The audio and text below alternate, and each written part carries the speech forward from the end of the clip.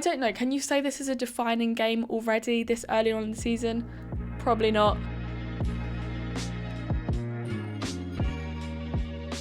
Welcome back to the Arsenal Humans podcast with me, Luce. I hope you're all good. I'm actually buzzing. Just as I was making a few notes before I started recording just now, I was like, right, what's happened this week? What can we talk about?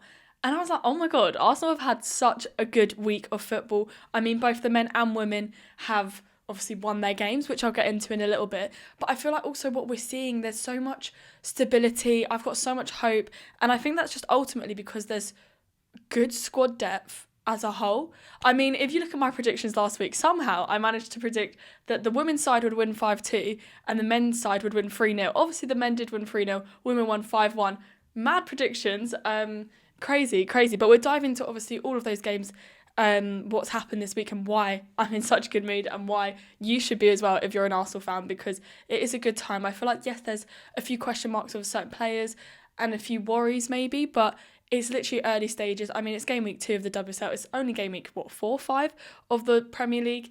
And I feel like, yeah, we can just calm. We're off to a good start as a whole. So I'm very hopeful for the season. Obviously, as well, the Champions League is back for the men tonight. The women, I think for them, it doesn't start for another few weeks as well, because obviously we won it, so we're pushed further into the competition. So I feel like there's a lot to look ahead to, both the league and Champions League. So multiple competitions, which I think is where this podcast will get even more exciting every Tuesday when you join me, because we're going to have a lot to chat about, basically, not just the leagues, but also the other competitions. So it's heating up. I'm excited.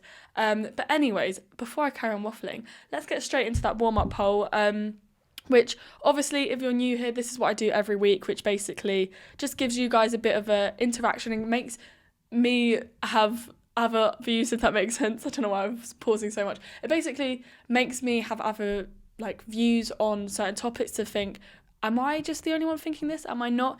And this week, once again, you guys have agreed with me. So the poll I put out basically is obviously this week. I'll get into more detail the actual game, but the starting 11 caused a bit of fan controversy, I want to say, because Arteta basically didn't start certain players that you'd think he'd start. So he didn't start the likes of Rice. Obviously, Saliba was out injured. Obviously, Saka was out injured. There was Madueke, Marino playing, Odegaard.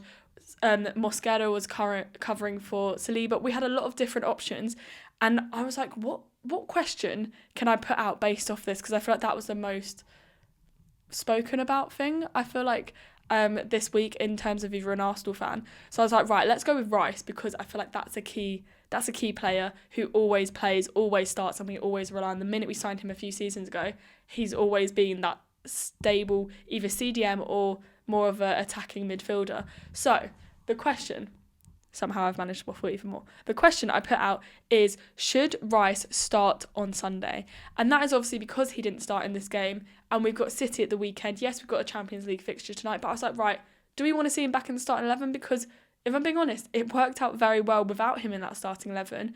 But I think it's because we were against Forest, and we have the likes of Zubimendi. We had Marino, who obviously did amazing in his international break, as I spoke about in last week's episode, for Spain. So I think it makes complete sense why Arteta did it. I'm not going to lie, I was one of those fans that thought, why is Rice not starting? But after seeing the game, you've got to give it to Arteta. He knew what he was doing. So the poll results show 100% of you said, yes, Rice has to start on Sunday, and 0% of you said, obviously, no.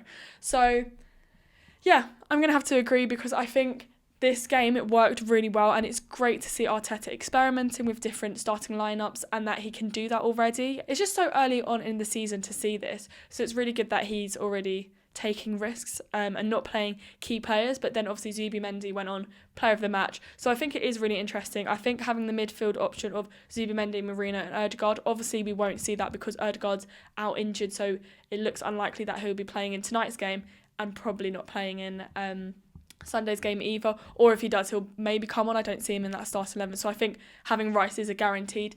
And I think in a game like City, we need that stability, which obviously Rice can bring. I think it was great to see Arteta trying different lineups, and I think almost he's going to have different lineups for different teams and different quality levels, whereas obviously we know City, yes, last season they dropped off a little bit, but before that they were the ones pushing for the title, getting far in all competitions. So I think for us this was like, okay, Rice will need to start.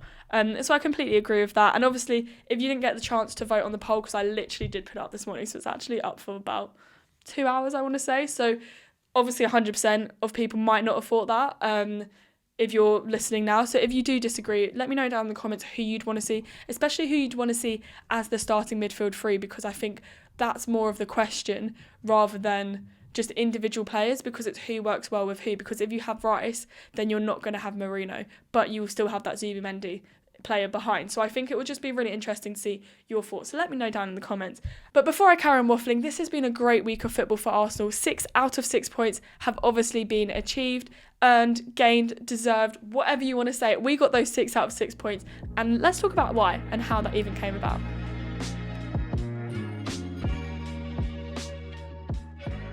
Okay, so we have to start, obviously chronologically, with the Friday night game, which was in the WSL. Arsenal travelled to West Ham's ground to play them, and they came out with a 5-star performance, another 5-star performance for Slegers, which obviously was 5-1 to Arsenal. And as I'm going to do every week, and if you're new here, this is what I do every week, is I just say 3 things, 3 observations, 3 learnings, 3 takeaways as a whole from each game, especially now I'm predicting 3 games for next week. So I think we're going to get a lot of games. So I thought if I carried on waffling how I did last season, I'd either waffle for 10 minutes about one team and then 2 minutes about the other, or that podcast would be way too long and it would be way too waffly. So I thought we'd kind of constrict it down a little bit to just a few bullet points. So obviously from this game, there were so many positive takeaways because, I mean, we scored 5 goals. And for some reason, my brain went, we're going to score 5 goals. And that's why I said it. And when I said it and I put it out there on my podcast, I thought, oh, digital footprint, this is out there forever now. What if I've really just said 5-2 and it's like we lose 1-0 or something? But luckily, the girls pulled through. They scored 5. And that's all we're acknowledging. Obviously, we didn't concede 2, which is better than my prediction, because we conceded that 1 goal. And yeah, we need to address that goal, but I'm going to address it slightly in my points. So anyways, so before I get into the 3 points, I think the thing we need to acknowledge right now is we've scored 9 goals and we've conceded 2 goals out of 2 games. Like, that is crazy. I think obviously United have just gone that 1 better with their goal difference, so they're top of the league and we're second, but same points, basically level on goal difference. It's just like 1 goal in it. So it's very tight, it's very close. So I'm very hopeful, but it has been 2 weeks. We can't get too ahead of ourselves.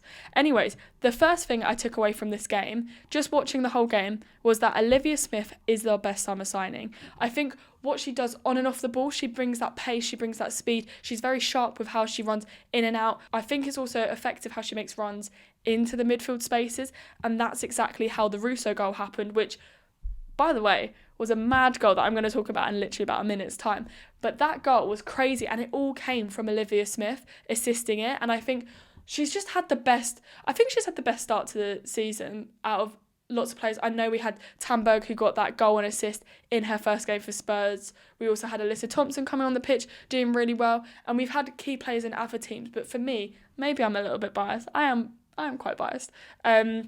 I just think Olivia Smith has been the best summer signing at Arsenal anyways, because obviously she scored that unreal goal from so many yards out, literally outside the box in the first game at the Emirates. But then this week, she's basically assisted in one of the best goals, I think, of the game week, which is obviously Russo's. And I think it's just really good to see her in those spaces. And I think I'm really excited to see how she'll develop even further, and almost how it will make the other players stronger as well, because obviously she's pushing out people who normally play in those positions, who would normally be there starting. So I think it's just really interesting to see how she's slotted into this team and how positive she's having an impact already at just 21 years old. So that's the first point I took away from this, first takeaway. The second one, it's not a negative, but it's more of a realistic point, but for some reason, the pattern that we've seen, and yes, I know it's been 2 weeks, but the pattern that we've seen from just 2 weeks is that Arsenal have to concede before we then think, you know what, let's score about 4 or 5 goals. And yes, it's amazing that we can score those 4 or 5 goals. I think with all our attacking options, I'd be here for hours if I listed all the options that we have. You'd think, obviously, we're going to be able to score, and it's great to see that, but I'm thinking, obviously this is me jumping ahead to the predictions, but we're playing United at the weekend, and if we played that way where we concede first, I don't think United will give us the chance to come back into the game. I don't think Chelsea will give us the chance. I don't think City will give us a chance. And the fact this has happened in 2 games, yes, the goal was very out of character for Daphne Domsalar. The fact that the ball basically, she held it, it hit the post and then went in. I don't know whether that shot would have actually gone in the net if she didn't touch it. Who knows? Just knock the mic. You can debate on so many different fronts, but I think it's just the fact that it was very out of character because last season, Daphne Domsalar was someone that we looked to for stability in the squad. Whenever she would be playing, that crowd would be calm, you know, and especially in those Champions League games, I thought if we didn't have DVD in the net for that Champions League final, we probably wouldn't have lifted that trophy. And that's kind of a weird reality when you compare it to that display that we saw, but it was a very out of character. It wasn't a display that we're used to seeing. So I think the fact that we ended up winning 5-1, it's good we can brush past that because that definitely wasn't the normal DVD that we see. But the point I'm making is it's annoying that we had to concede so early on in both the first game against London City Lionesses and the second game we've just seen this weekend against West Ham to then wake up and go, we need to get back into this. So somehow we need to get back into this mindset from minute 1. Don't know how that's going to happen, but I think the players can do it, especially when we're coming up against the likes of United, who will be competing for that top 3 spot, definitely getting into that Champions League spot next season, and maybe even pushing for the title. I think obviously Chelsea are the favourites, and then Arsenal, but these teams, they're all on a similar level right now, in my opinion.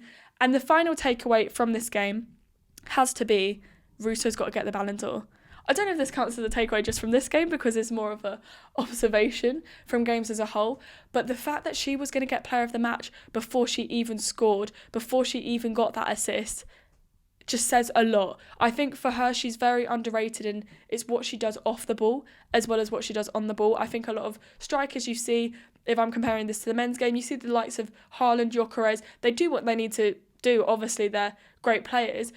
The ball comes to them, they score, basically. They take it out of their feet and shoot. Whereas what Russo does, she drags defenders out so then other players have the opportunity to go in the box. I think it's just so crucial, especially when Slegers plays 2 up the top, that you've got that one player that will drag out a bit instead of being as direct. And it's good when you've got the balance, I guess, and the compatibility with another one that's a bit more direct, like maybe a Blackstenius who will go straight for that goal. But I think Russo proves that she can go straight for that goal as well. Obviously with that rocket launch shot, which, I mean, I've just watched that goal on loop. That's been on repeat. So it's crazy that it went in and very much deserved. So, yeah, I think not only this, but also I've written in my notes that the celebration, if anyone watches Arsenal socials, which I'm pretty sure you do if you're watching this Arsenal podcast right now, but basically the celebration was inspired by the group of girls that she went and saw for not only for her signing on video, but you could just tell they had a few different interactions, and one of them was like, can you do the arrow for when you score? So then obviously she did. So she's a woman of her word, and it's very good she stuck to that, but also she's a great player. So I'm hoping, because the Ballon d'Or is happening next Monday, on Tuesday, I'm saying that Russo has lifted that trophy, which would be amazing on so many fronts, not only for English football, not only for Russo, not only for Arsenal, but just amazing on so many different levels. So let's hope that can happen. That's pretty much a recap of the women's game. Comeback Queens is kind of what they've been known as recently because of that 5-star performance, because they went down and came back, scoring 5 goals. Crazy scenes. Let me know your thoughts on the game, because obviously I've sort of just skimmed through this. But yeah, let me know your thoughts. And now we're just going to move on to the next game, which is obviously Arsenal 3, Forest 0. Okay, so this game happened on Saturday midday, and somehow I got the prediction right. It was 3-0. And going into this game, I thought it has to be 3-0. It can't be a 1-0. It can't be a 2-0. It has to be that 3-0 result. And purely, I thought that was because we need to prove that we're here to compete. I think last season and the couple seasons before, places we've dropped off is when we haven't bottled it, as like a lot of other fan bases like to say, Arsenal bottle things. I don't think we ever bottled it against the big clubs in the league, like the Liverpools, the Cities. We didn't bottle against those clubs, but we did against maybe the smaller clubs, and we'd lose a couple points because we'd draw, or we just basically lose the game, and it was humbling and it was annoying, but it's because we put our best players out. This season, I feel like Arteta hasn't had to do that. And that is my first takeaway. Arteta has got so much freedom already that he's been experimenting with so many different players. I mean, it's great to see. As I said in the intro, a little bit worried, along with many other Gooners, that, we're already experimenting and we're 4 weeks in. This is crazy, but he's able to do it, and it proves that he can do it because we've got so many star players. The fact that he didn't go with the midfield three we were used to, he put Marino in instead of Rice, and it's so good that he's not only for injuries, which we know that's something that always gets to any team in football, but it always got to Arsenal and we've ruined the season the last couple of years, especially with Saka out. But the fact we've got Saka out, we've got Madueke covering, we've got so many players in, we've got Saliba out, Mosquera covering, it's just so good to see. So I really like that Arteta's been giving that freedom, and I think that's something refreshing and something very new that we're not used to. So I think for Arsenal fans, we're just shocked, like, what are you doing? Why are you doing that? And it's like, no, trust me, our backup players, which aren't even backup players, are doing so well against maybe the sides that we expect to get those 3 points, and they guaranteed the 3 points, obviously the 3-0 win. So that was good, obviously great to keep a clean sheet as well. Okay, and the second takeaway is that Madueke proved all those stupid hashtags wrong, because honestly, I think it's a joke. We've seen it so many times, like with Havertz, that's probably the one that just pops into my head because it's the most recent one. He was hated, yes, he was an ex-Chelsea player as well, which probably has a bit of a link with it.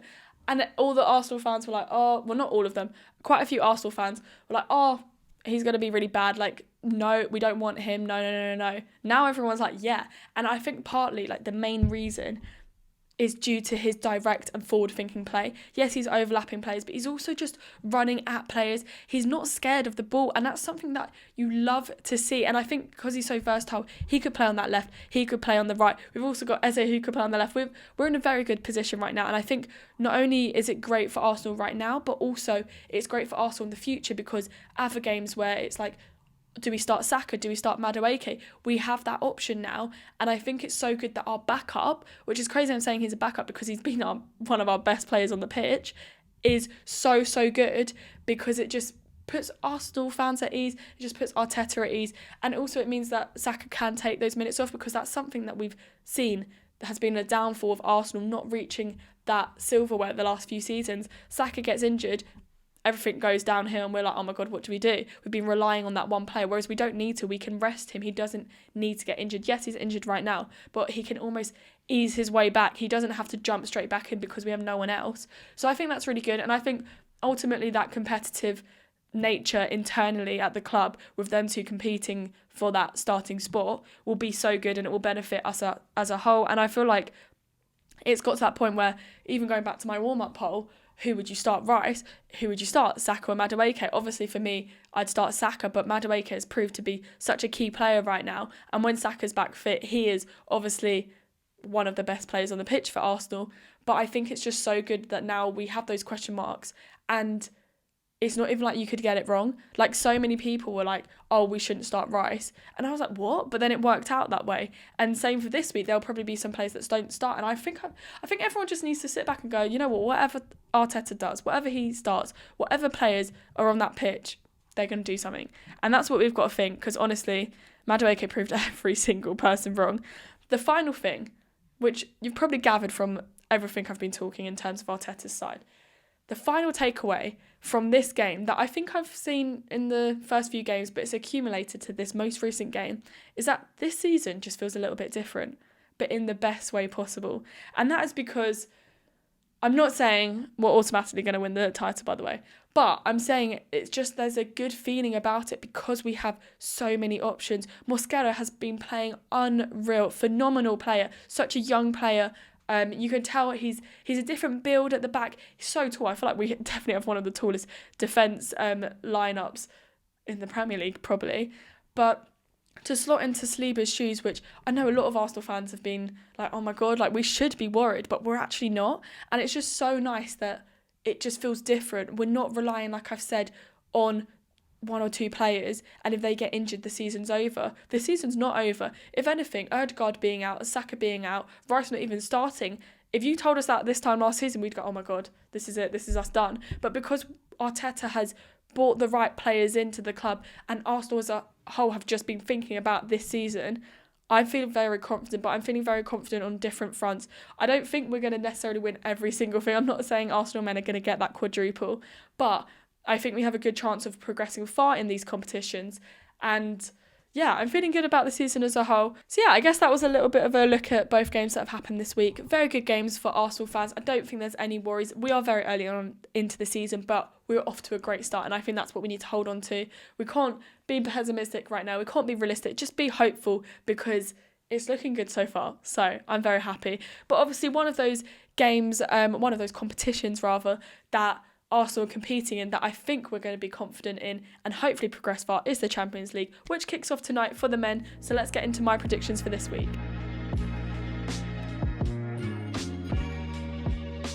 So this is where the podcast gets busier and busier, and there's so much to talk about because we already have 3 games to look ahead to, and it's literally been, a month into playing football again, competitively. So I'm very, very excited. Obviously, as I've said a few times, the first game is tonight's game, which is in the Champions League. It's Athletic Club versus Arsenal. Obviously, Arsenal are travelling away there. I'm hoping, basically, I'm recording this now in the morning and I've got to go to work. And I'm hoping I can get this out by the time full-time whistle blows, but we'll have to wait and see. If not, it'll be out this evening at some point anyways. So I'm hoping that if anyone's watching this right now, and you watch that game, that we did win and my prediction comes true, which my prediction will be a 2-1 win. We've actually not, which kind of surprised me, we've actually not seen these two clubs compete competitively in Europe. And when I was researching, I was like, is this right? Is this right? It seems crazy. But it's kind of exciting. I think our team is quite fresh, quite new compared to last season anyway, so wouldn't really have made too much of a difference. But I am feeling confident. I think in terms of who he'll start, it is an interesting one because I feel like there's a lot of backups. Ødegaard's going to be out, so I think Rice would automatically start, no question about that. I'd like to see Eze in that number 10 spot.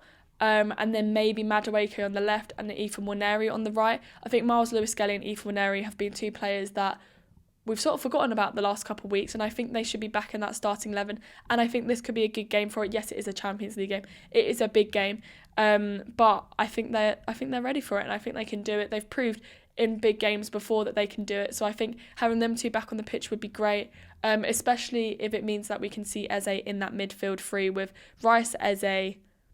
What should we go, actually? Rice, Eze, Zubimendi. Let's go them 3 in the midfield 3. So, if you've already watched the game, we'll see if I was right. And I think the City game at the weekend could maybe look more how the Forest game did in terms of the midfield 3, with Rice slotting in there as well, instead, depending if Ødegaard's fit or not fit. But we'll have to wait and see with that one. But anyway, so yeah, I'm feeling quite confident about tonight. I'm just really happy that the Champions League is back, and Arsenal are competing, obviously. So yeah, I'm very excited about that one. Moving on to the next game of the week, because this is the 2 or 3 games. Busy week for us. We have United versus Arsenal in the WSL. It is on Sunday at 2:30, so it's up in Manchester, which is really annoying because then the men are playing Man City, which is down in London at the Emirates at 4:30, and I absolutely hate when the men's and women's games clash like this, but at least you could probably watch one and then go to the pub to watch the next one, or watch one in the pub before the next game. Either way, you can probably figure out how to watch it, or just watch highlights, which is something that I think a lot of people do anyways. This is a big game. I don't know. Can you say this is a defining game already this early on in the season? Probably not.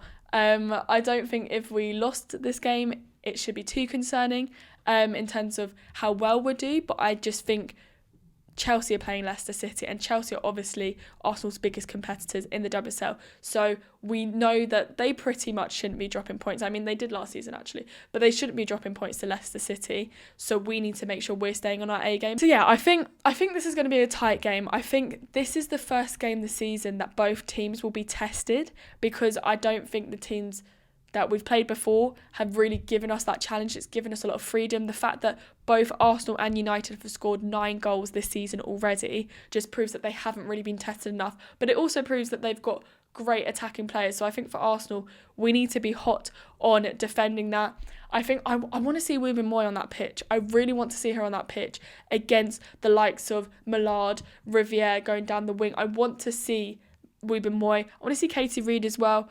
Great to have Catley in the back. Obviously, McCabe. Actually, I don't think Katie Reid, because I'd say Fox obviously on the right, and then I'm just doing maths in my head as I improvise this. I think Katie Reid would be a great addition depending on how the game's going, but I do want to see Ruben Moy start. I don't know why she hasn't started. I did notice on the last video I posted, someone did comment about Kyra Cooney-Cross and why she's not getting minutes, and will we see another mismanagement with this player? And I really hope we don't. Like they also said in that comment, Kim Little is 34, 35 years old. We don't need to be seeing her playing every single minute. Last year, she was so crucial to help us win that Champions League final. And I think that was down to the experience. But when we look at like London City Lionesses, maybe why they're not lasting the whole game is because most of their players are the likes of Kim Little, experienced WSL players that maybe can't keep up as much with the different play, but you need these players in the squad, but they can't be the whole squad, if that makes sense, or playing for the whole 90 minutes. So I think it would be great to see Kyra Cooney-Cross coming on the pitch at least. Obviously, I'd love to start Kim Little, and maybe after an hour, depending on how the game's going, bring her on from fresh legs and everything like that, because I think, especially with Leah Volti, obviously she's now at Juventus, it would be just great to see Kyra Cooney-Cross get those minutes. So I completely agree with that comment. I do think there's going to be a tight game. I don't think United will be caring as much about this game as they will their Champions League game, because obviously they came third in the table, so they have to qualify before they get through what Arsenal and Chelsea are already in terms of the Women's Champions League. And they're already 1-0 down after last week's performance, so this Thursday was sort of C, and I think that will put in my head, okay, are they through, are they not? Because they're going to be putting all their eggs in that Champions League basket, so I'm hoping that they sort of become a bit complacent and aren't as prepared, basically, for the Arsenal game. But we'll have to wait and see. I do think it's a tight one, so I'm going to predict a 3-2 win to Arsenal, but I do think Arsenal will be able to get it because United's attention won't be as focused. I don't think their squad depth is as good as ours is. I think their attacking players have proved great against easier opponents, whereas I think ours will just exceed that. And the final game, oh my gosh, I feel like I've been chatting for a lot. The final game is Arsenal versus Man City. It is 4:30 p.m. in the Premier League. It's going to be at the Emirates as well. And this is a big game. I don't want to say, same with the United game, that these are defining games of the season because we're so early on in. But I think the fact that we lost 1-0 to Liverpool, we need to come back and we need to prove that we can compete against the big teams. It's all well and good getting 3-0 against Forest. We love to see that. But can you do that against all teams? Because the real winners can compete against all teams. So I think we need to get a win. I'm going to go with a 2-1 win. I think it's going to be a very, very tight game. I think the last goal, the winner, will come fairly late on in the game. But yeah, I think it'll be a good game. It'll be interesting. Obviously, Haaland has been in form, and that's something we need to be worried about. But I think without the defensive duo of Slegers and Gabriel, that is concerning. But Mosquera, as we've mentioned, and as so many people have mentioned, he slotted in perfectly. That I don't think necessarily who'll be missing. It just depends if our attacking players show up, because we know that Gyökeres has gone missing a bit in some games. Obviously, he showed up in that Forest game, but as I keep saying, it's different level of clubs, and we know that City are on that higher end of the scale. So, yeah, I'm predicting 3 wins out of 3, as always. And I think, even with the Liverpool game, I was like, I'm going to say a draw. This game, I don't think it's going to be a draw. I think Arsenal can do it. City aren't what they were a couple of years ago. And yes, they are doing very well this season, but so are Arsenal. And Arsenal have so much squad depth, and I'm feeling very confident in Arsenal, and I hope you guys are too if you also support Arsenal. And if you don't, let me know your thoughts as a whole in general, because I feel like it is interesting, because I will be the first to say Liverpool have an unreal squad depth and they're doing so well, and I don't support Liverpool. So I think it's also interesting if you get that praise from other fans, from other clubs, then you're like, oh, maybe we're actually doing all right. So, But anyways, that is the end of this episode. I feel like there's been a lot I've spoken about. I've spoken about 2 winning performances, and I've predicted 3 winning performances. So we'll have to wait and see. If you're listening right now, as I've posted this evening, the game's probably done. So we probably already know if Arsenal won that first game or not, which I'm hoping this has aged very well. But yes, I hope you're good, having a good week, excited about another unreal week of football, which literally, as I said, starts right now in this moment. Starts today, so very excited about that. But anyways, that is all I had to say. If you are following this journey already and you're subscribed, thank you so much. I appreciate all the support over on here, on Instagram, TikTok, any of the platforms for this podcast. I really appreciate it. And if you want to, you can like and comment anything about this episode, anything about Arsenal as a whole. Same over on Spotify as well. So yeah, I guess I'll see you next week. But if you want to see my face a little bit sooner, I do have the Arsenal Humans Fan Zone episode 4 coming out on Friday, and that's the podcast where basically, if you're not aware, I just interview Arsenal fans, and this Arsenal fan in particular, I feel like that's one that a lot of you Arsenal fans will be aware of. I've said Arsenal fans way too many times, but I just loved the conversation with him. He's someone I've known from before, and I thought it'd be great to get on the pod to talk about his Arsenal journey, but what I didn't realise is we'd dive into a deeper career journey of both playing and presenting, and it was just really interesting, and I learned a lot. I have a lot of takeaways from it, so I can't wait to edit that and upload that on Friday, and I'm hoping that you guys get as much out of it as I did. So yeah, that's basically all I have to say. So I'll see you on Friday if you want to join me with, nearly said the guest name, if you want to join me with the guest on Friday, or I'll see you next Tuesday anyways. So yeah, have a good week. I'll see you next week.